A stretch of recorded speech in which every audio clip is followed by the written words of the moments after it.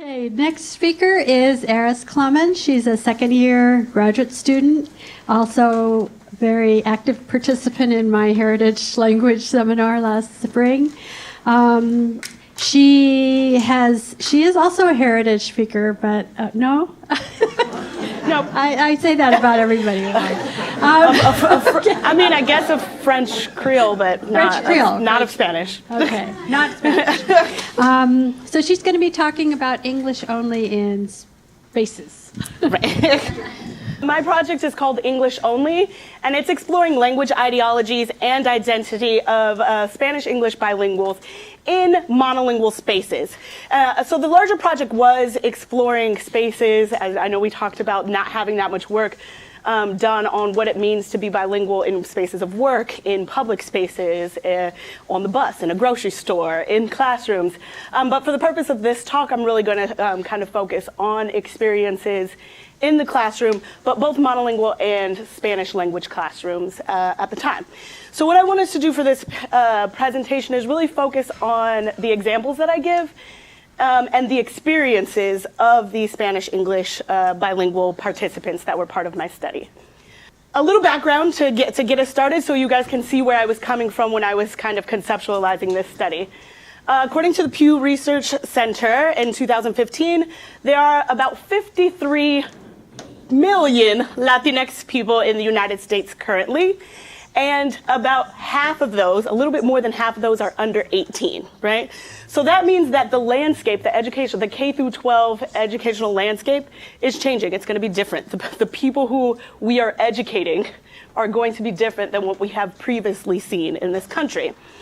I also wanted to talk about the bilingual, monolingual education debate, right?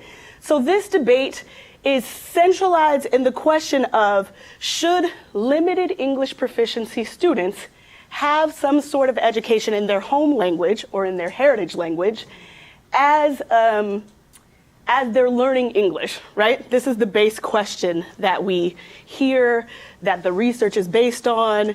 And what that does is, it really talks about people who are monolingual Spanish speakers or monolingual heritage speakers that are coming into the school system and needing to learn English, right? The dominant language, right? So we'll get into that a little bit later, but I just wanted to make that clear. And then I also am going to talk about some of the campaigns that kind of policies, language policies in the United States are based on. Now, these are language policies that affect curriculum and pedagogy in the educational spaces, but they're also language policies that kind of protect spaces in the United States, right? What do we speak in government? What do we do in hospitals, in public spaces, things like that? Grocery stores. I don't know why grocery stores are such a thing for people in this country. People really like to protect English in grocery stores, as you may have seen from like internet beratings of people speaking other languages. I also did this study because I've noticed in reading, being a graduate student, that's pretty much all we do is read, that research is completed in silos, right? So we have this, when we're talking about bilingual, Spanish-English bilingual or bilingual speakers, we have the sociological research, we have the education research, we have our linguistics research, and then like psychological research, right? But there are not many studies that kind of try to bring these things together. So I attempted to do that at a very surface level, right? So some terms. This is a Heritage Language Symposium, but I, for the purpose of this project, talk about my participants as Spanish-English bilinguals. There's a lot of definitions. I'm just going to call them bilinguals because not only do I believe they're bilinguals, but they identified themselves as Spanish-English bilinguals. I'm also going to talk about some ideologies, and I'm going to talk about them in the framework that Cross-Curry talks about, in that the ideologies are things that we can judge form based on social context, right? So we're judging, it's kind of used as rubrics for what is good language and what is bad language, what is acceptable and what is not acceptable.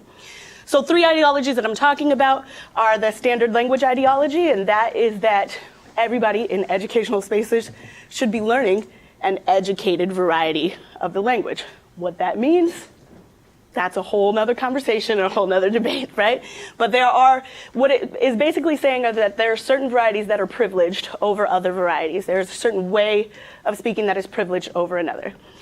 Monolingual language ideologies is the idea that there should be an official language, that should be the one language that's used in public context, and that in the United States, that monolingual language ideology is that everything should be based on English and anything else is in addition to that, right? So that comes with that question of what should we be doing to educate students as they learn English, right? Because we have that monolanguage ideology.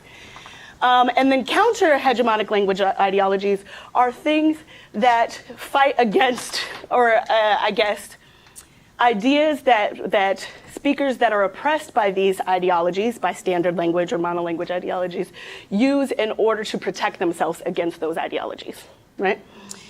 I'm also going to speak a little bit about, not much, about subtractive language pedagogies. That would be the idea that when we're teaching them English, we're not teaching it alongside heritage languages, but at the expense of those home languages. I think Dr. Lynch talked a little bit about incomplete and deficient learners, so those terms may come up. And then also, I'm going to talk about psychology and research, the conceptualization of Latinx cultural values. So I'll talk about a little bit of those later. So this study was done under a framework of trying to bring all of those terms that I just talked about together, right? So what we're going to do, because apparently this was supposed to be a workshop, so I'm going to have you guys get involved a little bit, is when we're listening to the examples that I play, we're going to try to think of them from all of these perspectives and try to analyze them and think of the implications of what these participants are saying based on all of these things. How have they been affected by the policies that they've had to live under? What is their performance based on not only language maintenance, but also on assessments in school, how they did in school, what kind of courses they were placed in, those kinds of things. And then as well as their Latinx cultural values, has that been involved in their educational experiences or in their experiences as Americans? So I asked 4 questions in this. I don't know if we'll have time to go over all of them, but I'll try to go over all of them. But the first thing that people ask a lot of times when they hear about bilinguals is, what are they doing, right? What are they doing with their language when they're in these spaces, right? When they're in these supposed monolingual spaces. Like if you're in the grocery store, why are you speaking Spanish, right? So the first question that I wanted to kind of explore is what kind of goals these bilingual speakers are achieving when they're using their heritage or their home language, right? The second is what attitudes, what kind of ideologies do these speakers hold about their own language use? The third is how have the educational experiences that these speakers have undergone been affected by the dominant monolingual and English only ideologies of their society. So all of the participants are have been raised in areas that have these 2 dominant ideologies. And then the fourth question is, how has Spanish language knowledge affected students in high school and college classroom contexts? So my participants. First of all, before I get into this, all of the participants self-identified as bilingual, right? All of the participants went to school and were educated in monolingual context. So none of the participants were involved in any dual language programs or bilingual programs. They were all adults. As you can see, I split them into 2 groups, but they're all pretty much young adults between 18 and 36. So they had their K through 12 experience ended it within the last 15 to 20 years, depending on the participant. I tried to have it fairly equal between male and female participants, and those participants they were either first, I call them 1.5 generation, so came early on during school age years to the United States and or were born in the United States. I had participants from Mexico, the Dominican Republic, Spain, Puerto Rico, Colombia, and I had an Argentinian participant. There's an asterisk by that participant because they actually were educated in Australia, but the ideologies were the same and the kind of experiences that this participant was talking about really kind of fit into the same kind of paradigm that I'm talking about in this study, right? All of them had at least finished high school and were either attaining their first college degree or were attaining some sort of higher, I guess, sorry. They were attaining some sort of education, so they were in educational institutions. All right. So what I did was, these participants, I did semi-structured interviews/conversations that were the base questions had to do with their experiences. What were they doing with their Spanish? What were their experiences in school? What were their experiences in different kinds of spaces? And what I did was I used a phenomenological procedure. I transcribed those recordings, and as I was transcribing, I tried to come up with themes or recurring things that the 12 participants were saying, right? And when I did that, I came up with a scheme. So I called them themes. The coding scheme they were called themes. So you'll see that a bit later in the presentation. And after that initial coding scheme, what I did was I re-listened to the interviews and I came up with a final coding procedure that I could go through the interviews, the transcriptions, and kind of attribute their comments to these different kinds of themes that were arising through the conversation. Then after that, I used a follow-up procedure, which was once I had the interpretation of what they were saying put into schemes, I played back some of the recordings for the participants so that they could tell me if my interpretations were correct or not. Now, there's some limitations to that as well, but I'll talk about that later. Okay. So we're going to listen to some of the comments that the people made. So again, I really kind of wanted this to be an opportunity to listen and see what kinds of themes arose from what they were saying and what are the implications of the things that they're saying, right? This is kind of a retrospective on people that have been through the education system, and so that we can see where we've come from to kind of inform where we could go with the practices and pedagogies. But the first question that we're talking about what they're doing with their Spanish, you're going to hear a couple of comments about what they're doing. When I was, like a few summers ago, I was in Vegas with my aunt, and we went to like a PetSmart, and we were talking in Spanish, and it was just like about the different dog foods or whatever. And this lady was like, "Oh, you're talking Spanish, like you're talking so much Spanish, like we're in America, blah, blah, blah, blah." And we were like, okay, whatever. What's first? So they were talking about dog foods in Spanish. The second participant? So I get a level of, like, place of comfort. Like, so like when, just say like, I'm a salsero. So when out getting in the dance floor with the homies, yeah, dance everything. Salsa, merengue, bachata. Actually, We're going to talk about this later. Yeah, but salsa was like what I learned. It's interesting enough from Colombia. So salsa came later. I grew, like I said, in a very Hispanic, but predominantly Dominican neighborhood. So a lot of bachata and merengue was at all the parties. So I am a bachatero too. But did all that, and when I'm in that kind of setting with the friends, with my boys, we speak Spanish. So he speaks Spanish when he is with his friends that are part of this particular community, in which that group, the in-group membership, kind of requires them to speak Spanish, informally requires, right? When it comes to personal relationships, like dating. Yeah.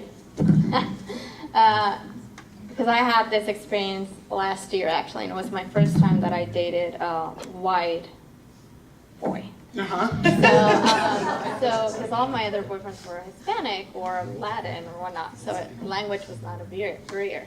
And for this relationship, actually, I think a lot of the things that I sometimes wanted to express, I couldn't find the way to express the same emotion. So a lot of the participants, actually every participant, talked about using Spanish for a particular affect or to speak about things that were either related to their emotions or related to their culture. I think another one said, I use it whenever I'm going shopping with my parents, or I use it to speak to monolingual Spanish family members. One was talking about going shopping for a prom dress and feeling like she needed to have that conversation with her mother in Spanish, even though her mother spoke English as well. So these are the kinds of things that they're using their Spanish to do, is to have these relationships and to do normal everyday tasks, right? This example is a little bit longer. This comes from a woman who I asked all of them to not only self-identify themselves as either bilingual or non-bilingual, what was their dominant language, but also to assess their level of Spanish, right? What do they feel about their Spanish and all the different kinds of ways that we talk about it in educational contexts? So you're speaking, you're reading, you're writing, you're listening, those kinds of things. So she's going to do that, but this clip basically covered all of the themes that I heard all 12 of the participants talking about with being bilingual, but having a negative sense of their ability, and then having shifts from dominance. I spoke a lot of Spanish as a kid, but then when I went to college, all in English, then I lost some of my Spanish, but then I got it back when I went, all kinds of things, shifts along a continuum of bilingualism, right? I consider myself, for speaking, maybe an 8. And reading? Reading, I can do, I would say I'm a 7.5. Writing? Writing, I'm going to say like 3. And understanding? Oh, that's like a 10. So why did you give yourself those ratings for speaking? Tell me why you gave yourself an 8 Like basically, and not a 10. because I don't speak the proper Spanish because my mom grew up in the Campo, which is the farm in the yard, and like the way she speaks is different. So it's not the correct way. And then Different from what? I don't know, it's the slang, like es diferente. So it's not like, because for example, I have a friend who speaks proper Spanish, and he always corrects me, and so that makes me feel like, okay, then my Spanish is not that good. Honestly, like he was probably one of the ones that's triggered, like, oh, you need to say these correctly. I'm like, and where was he from? He's from Dominican Republic. He was born From there. Santo Domingo. La Romana. So yeah, but the thing is, his upbringing was completely different because his family was like really upper class there. And compared to my family, so of course he's going to have that advantage of speaking proper versus my mom. So that's why I say I'm an 8, because like grammatically I probably is not the same, and also because of the shiftness being how my proficiency in Spanish has changed from college. Mm-hmm. So you said a 7.5 for reading and a 3 for writing. Why do you think there's such a disparity? I always struggled with writing Spanish. Okay. Like, even when I took Spanish class, I think it was just the tenses and then the accents and all that other stuff. Like, but like when I read it, it's fine because it's easy, because it's basically how it sounds. You just sound it. Like, that's how Spanish is compared to English. So that example touched on so many things that we could probably do like a whole paper on just that example. But some things that I really wanted to point out is this speaker goes on to talk about a negative classroom experience in her Spanish language classrooms and what they were deeming her Spanish. She said that she had a teacher that when she would use certain words that she would use at home, the teacher would say, no, that's not how you say that, right? Or that's wrong. And so you can see how that has made her develop some of these ideologies that we're talking about, right? A standard language ideology. I don't speak proper.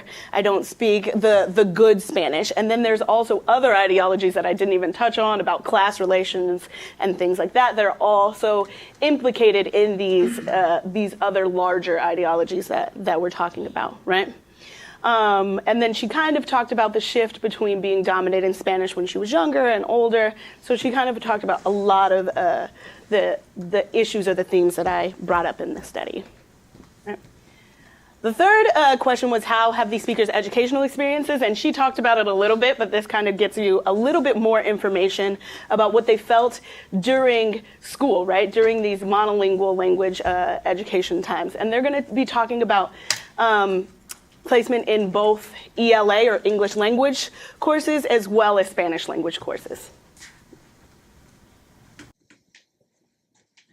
And then there are times that I forget, I'm like in a limbo with language sometimes. I feel like I don't speak either one well because there's so many words in Spanish that I've forgotten, or because I moved at 16 and I went to a bad public school in Puerto Rico that also I didn't read or write in Spanish. So it's not like I came with even that skill very strongly. I feel like I'm in limbo that I don't know either language well. And that's been a frustration as a 35-year-old. You know, and people like think that I'm intelligent, but sometimes like I'm not that intelligent. I can't even speak either language well or write it well. Right, so we talked a little bit earlier about this idea of languages existing as kind of individual systems, right? And so she really touches on that idea of I don't speak either language well, or I don't speak either language, because we've really conceptualized the idea of language as independent systems, right? And so she's not really thinking about the way that she speaks as one complete system. She's thinking of it as two incomplete systems. So this idea of incomplete speakers or incomplete learners is kind of manifesting in how she's speaking about her experience, right? I think of it as endemic to the Anglo sort of way in which they construct their societies, but it might be the same in other countries. But there's this intense pressure to assimilate, right, from all directions. So you have to become more Australian than the Anglo, right? And at first it becomes defensive, right? At first it becomes defensive, and it's not really a question of belonging. You know, it's more visceral. It's to stop the beatings. So, right? All right, stop. So this comment was particularly hard to hear from almost all of the participants. They were talking about how the process of assimilation and what that means for them. This participant particularly had moved to his country of origin at 2 years old. The majority had come very young in age, but there was still this kind of sense of a need to assimilate culturally that was bound to learning the dominant language, right? That was bound to speaking it in a particular way in order to kind of defend themselves against some of the experiences, the negative experiences that could be violent, right? Another person talked about seeing their mother being spit on in a grocery store for speaking Spanish and things like that. So we're talking a lot about these experiences of not being sure whether it was their language or their culture that was kind of being attacked in certain moments of growing up in these kind of English dominant spaces. And lastly, I wanted to talk about their experiences in Spanish medium classes. None of these participants, mostly because obviously they went through K through 12 a while ago, none of them had the benefit of being in any heritage language courses. So they were all in Spanish classes that were designed for second language learners. Right? So they're going to talk a little bit about that experience this one. But traditionally, I guess the Spanish I was learning didn't feel like practical Spanish, if that makes sense. It was traditional, obviously it was correct Spanish, right? It was, however, learning it was like, there's a lot of these things we don't say in the neighborhood, or so. So this disconnect between what Spanish they're speaking at home or in the neighborhood or wherever they're speaking their Spanish and what's being taught to them in class, right? As a freshman, they broke down classes by math level and by Spanish level. And so you had two different cohorts. So I was FZ, which was the lowest Spanish, and FA, which was the highest math, right under honors. So then so everybody in that class only spoke English, and I was the only fluent Spanish speaker. But when I tried to say something, the professor was like, well, you're already here. Like, there's nothing we can do. So they didn't switch me. They didn't do anything about it. Well, how did that make you feel inside the class, day to day? I remember getting into a fight with the whole class, and everyone kind of just like targeted me, and I was like, okay. And then I remember like breaking down to my Spanish teacher and saying that why did you get a fight with your class? Because he like gave something, and I was like, if you guys would have studied, because I was like stupid. I was like a freshman, and I was like, if you guys would have studied, like you would have gotten that. This is how you say gato or something. Like, it's not that hard. And everybody was like, okay, well, you speak Spanish, you're Dominican, you're blah, blah, blah. So that's why I got into a fight. And then, like, I thought the professor would have had my back, and he didn't. He was just kind of like, you speak Spanish, why are you fighting with them? And I'm like, I'm trying to defend you. her comment not only speaks about kind of feeling like she was mismatched in terms of where she was placed, but also the feeling of a lack of support from a teacher who she later identified as a fellow heritage speaker, somebody who was born in the United States but also spoke Spanish because of a family connection. That's how I'm defining that for that moment. and also that idea about proper Spanish and what was right. And then the last one, as I believe speaking about an English context. Public schools in Compton. And my mom would go like often, like, why is she put in these classes? She can speak English. She look at her test scores. And just, I mean, I don't know, administrative issues. So this student kept on being placed in ESL courses. She had came to the United States at 2 years old and spoke the language perfectly well. Maybe last name or administrative issues, as she said, had her be placed in ESL classes every year at the beginning of the year and through the 9th grade, right? Every year. And then I think she was in the 98th percentile too for her language testing in English, so it was kind of baffling to her, but also kind of contextualize her feelings about her experience in the educational system. So those are just a few examples of the kind of comments that these students were making about their experience. So I'll just go over really quickly the conclusions that I got from what they were saying, right? The ideas that I came up with was that what were they using their Spanish for? They were using it to communicate with either monolingual Spanish-speaking families. They were using it to establish in-group membership. And they were using it to mediate affect, right? So there are things that they said that have more meaning in Spanish for them, right? There are things that they need to express in a certain language. And they were speaking about it from the other side as well, right? There are certain things that they need to say in English, right? Because it just doesn't make sense either culturally or it doesn't make sense linguistically to express it in the other language. So this is the idea of what it really means to be bilingual. That I'll talk about a question about that later. Speakers were all rating themselves as highly proficient. I don't know if you heard a few of the comments where I'm fluent or I speak I understand and speak it at a level 10, and then they were speaking about reading and writing in different ways. And they all said I consider myself bilingual, but they were every single one of them expressed insecurities about their Spanish, right? They expressed that in terms of professional and formal context, what was deemed correct or what was deemed right became problematic for them, right? Most speakers found themselves in a transitional state where they said that their Spanish was changing over time. They went from Spanish dominance to a subordinate level of their Spanish back and forth throughout their lives. And they also all desired to pass this Spanish on to their children, to further generations. So even though we see a lot of times in the research that Spanish in the United States kind of maybe tapers off or dies or becomes deficient after the first or second generation, they all express this really deep desire to kind of pass it on through generations, right? And then all of them expressed a pride in their Latinx ethnicity, and all of them also tied that they had the language tied to their idea of Latinidad, or the idea of what their culture was, right? They recalled particularly negative experiences in public spaces while using Spanish in these spaces, and they ranged from nasty comments to actual physical violence.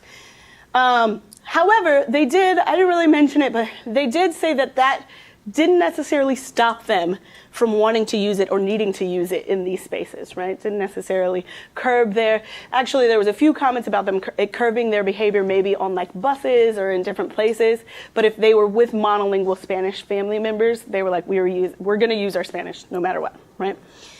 And then despite them having acquired, or I guess internalized a lot of the dominant language ideologies that I talked about, this idea that there is a standard, there is a language that should be used or needs to be used in educational and formal contexts, They also talked a lot about how their cultural values help them to create a barrier to these kind of ideologies. So this idea of the counter-hegemonic language ideologies coming into place to protect them from this oppressed class. I could just tell you how I feel about this, but I kind of wanted to ask it in terms of questions to get ideas about what it means for us. If we have this knowledge that the Latinx youth population is the fastest growing, and that really is going to mean that our classroom spaces are going to look different, and they're going to be spaces that have a large amount of bilingual students, then I wanted to ask a couple questions. So the first question is, if we base this in the fact that we think that they're in the monolingual ideology, right, and that we think that we're educating English deficient students to learn English, right, if that's the question that we're asking, where does it leave bilingual students? Where do they belong in this question? I have some ideas, but does anybody have any ideas of where this leaves bilingual students? If the idea of how we're creating these microphone, I guess, how we're creating these educational policies and these spaces and these bilingual programs is based in educating deficient English speakers to become English speakers. Where do bilingual speakers fit? What can we do with them? Do they not fit? I've been a Spanish teacher, but this is my first year as an ESL teacher. Mm-hmm. And I got 8 kids from Mexico at the beginning of the school year. And it's mandated that I don't translate to them. Everything has to be in English. I said, well, this is the first time they hear the language. It's impossible for them to understand and comprehend the context. No, you have to talk to them in English. And I am very disappointed because what is happening to their home language?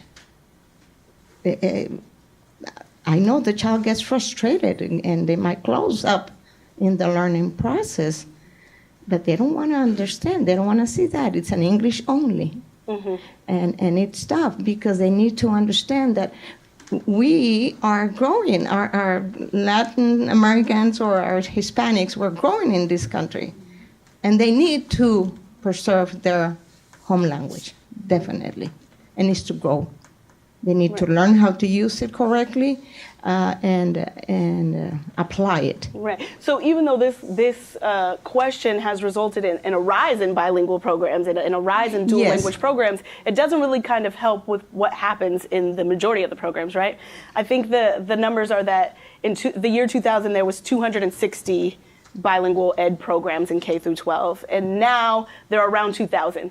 But that's about 6% of the programs, the public programs, K through 12. Yeah.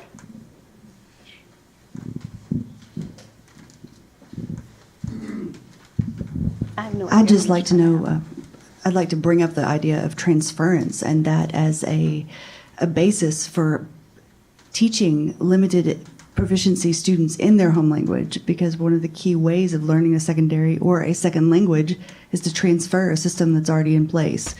Do you have thoughts or have you read anything on that? Yes. My question would be to that is, how do we do that in these monolingual contexts that have these policies that are in place, right? That are built behind these ideologies that, one, we have to keep two systems separate so that they can be good and proper, right? And so when you have those ideologies, we can't even really talk about transference, right? Because what that means is they're not able to use that language in order to develop their other language. I actually did another project this year on younger bilingual speakers, heritage speakers, to see what strategies they actually use in monolingual classrooms, and transference is one of them, right? They use their pronunciation to figure out how to spell things in English. It seems to me that it's institutionalized discrimination because you're actually automatically crippling those students. Right. You're basically taking away what was a system that could be in place. Right. and telling them they can't use that, but they have limited proficiency over here. And then in the teacher, if I could be mad and say, the teachers are doing this, they're discriminating, but that's not necessarily true, right? They're not trained to use transference techniques or to kind of pick up on these strategies that these students are using and the strengths that they have as bilingual students, right? They have some skills and some strengths that are not necessarily available for students who are monolingual that are being completely ignored. So I agree. So I work in an elementary. I teach elementary level. I teach Spanish to children, and one of my points. So my school is one of those. Recently, last year they started a bilingual early exit program, which is early exit means that by second grade they should be fluent, which is the discrimination that you're talking about. And one of my points that I told my superintendent was, these are very low income children.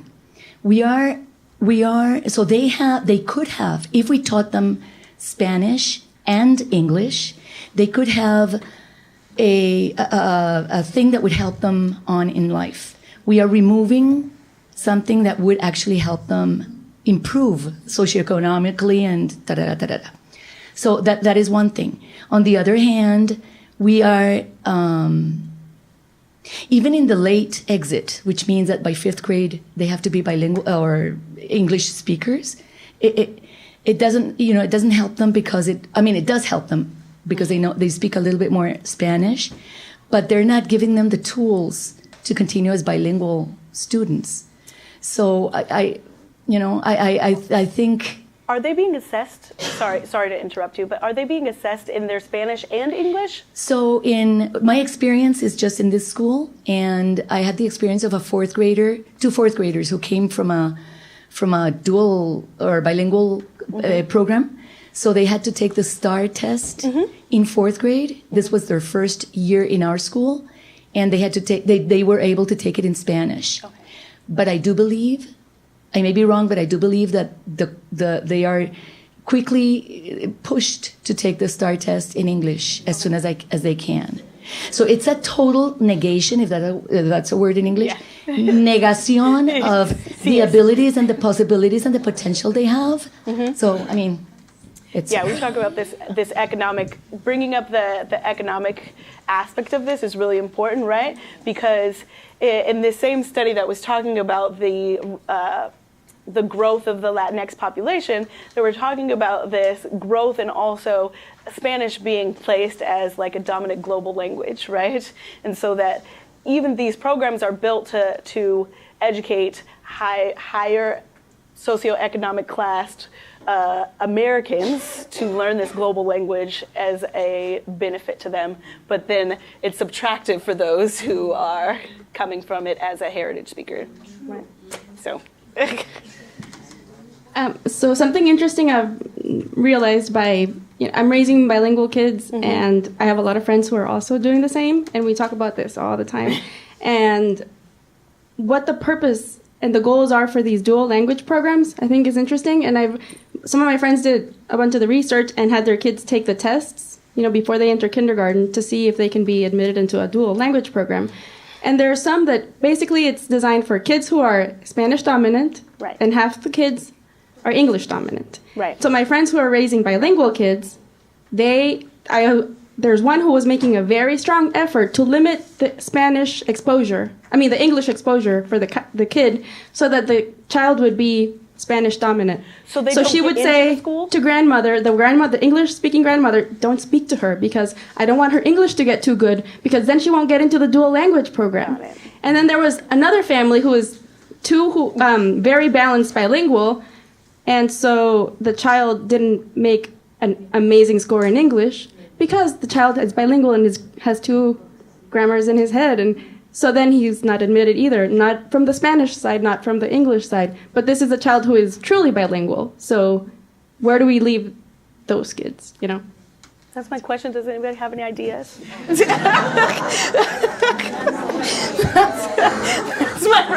That's my real question. My question is, obviously this system, right? This system is based in the ideologies, right? That one, we are monolingual, right? That we are either monolingual Spanish or we're monolingual English. And so how do we change these ideologies? What can we do to change these ideologies so that they begin to affect policies, especially as the population of bilingual speakers will be growing, right? You're raising your children to be bilingual. You have a lot of friends that are raising their children to be bilingual.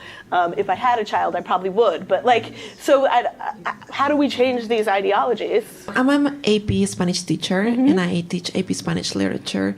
And I've been very successful in my class, and something that I hear from my students is that they like the class because they feel connected to the text. And something that we've been doing in our school is that those students that take my class, then they go into AP literature, English literature. And they haven't had the same success in that class, although they are trained to do the analysis of the text, they know the literary devices.